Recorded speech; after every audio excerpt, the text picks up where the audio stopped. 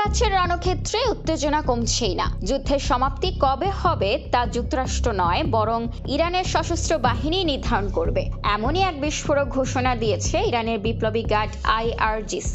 অন্যদিকে তেল সরবরাহ বন্ধের হুমকি দিয়ে ইরানকে আগুন ও ক্রোধের মুখোমুখি করার হুঁশিয়ারি দিয়েছেন মার্কিন প্রেসিডেন্ট ডোনাল্ড ট্রাম্প। মঙ্গলবার এক কড়া বিবৃতিতে IRGC স্পষ্ট জানিয়ে দিয়েছে, এই যুদ্ধের শেষ সময় নির্ধারণ করার ক্ষমতা কেবল তাদেরই আছে।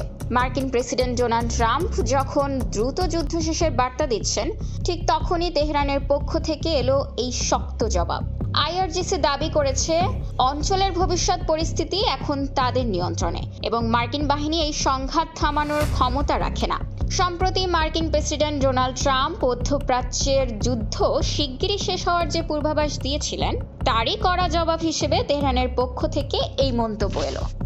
সংঘাতের মাত্রা আরও বাড়িয়ে IRGC সতর্ক করেছে, ইরান বা তাদের মিত্রদের ওপর হামলা অব্যাহত থাকলে মধ্যপ্রাচ্য থেকে বিশ্ববাজারের তেল রপ্তানি সম্পূর্ণ বন্ধ করে দেয়া হবে। তবে এই হুমকির বিপরীতে চরম হুঁশিয়ারি দিয়েছেন ডোনাল্ড ট্রাম্প। তিনি সাফ জানিয়েছেন, ইরান যদি কৌশলগতভাবে গুরুত্বপূর্ণ হরমুজ প্রণালী দিয়ে তেল সরবরাহ ব্যাহত করার চেষ্টা করে, তবে তাদের মৃত্যু, আগুন ও ক্রোধের মুখোমুখি হতে হবে। প্রয়োজনে আগের চেয়ে 20 গুণ বেশি শক্তিশালী হামলা চালানোর হুমকিও দিয়েছেন তিনি। এদিকে IRGC দাবি করেছে, তারা এরই মধ্যে যুক্তরাষ্ট্রের 10টি উন্নত রাডার ব্যবস্থা ধ্বংস এবং বেশ কিছু দামি ড্রোন ভূপাতিত করেছে।